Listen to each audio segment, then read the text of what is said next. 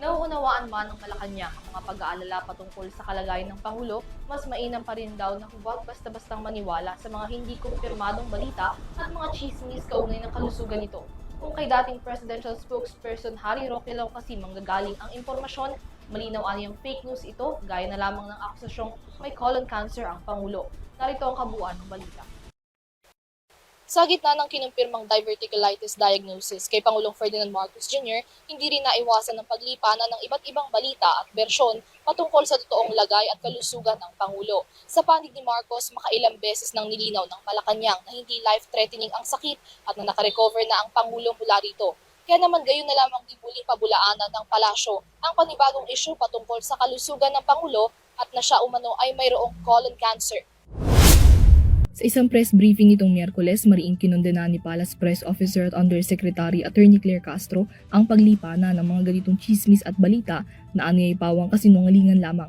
Ang pahayag na ito ay kasunod ng mga agam-agam patungkol sa kalusugan ng Pangulo, partikular na ang naging akusasyon ni dating presidential spokesperson Harry Roque na gumagamit na ng colostomy bag si Marcos. Naging batayan ni Roque ang isang video ni Marcos na tila may nakaumbok sa may bandang bahagi ng tiyan. Ang colostomy bag ay isang plastic pouch na nasa may bandang tiyan na kadalasang makikita sa isang pasyente pagkatapos ng isang colon-related surgery.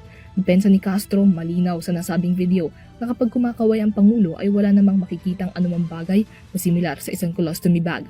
Nakita naman po natin ang video, yung kabuuan kung saan itinaas pa po mismo ng Pangulo ang kanyang mga kamay habang siya'y kumakaway sa ating mga kababayan at kitang-kita po na ang sinasabing larawan o ipinakitang larawan ni Harry Roque ay pawang kasinungalingan lamang. Tinawag niya ring fake news peddler si Roque at nanawagan sa publiko na hindi na dapat siya paniniwalaan.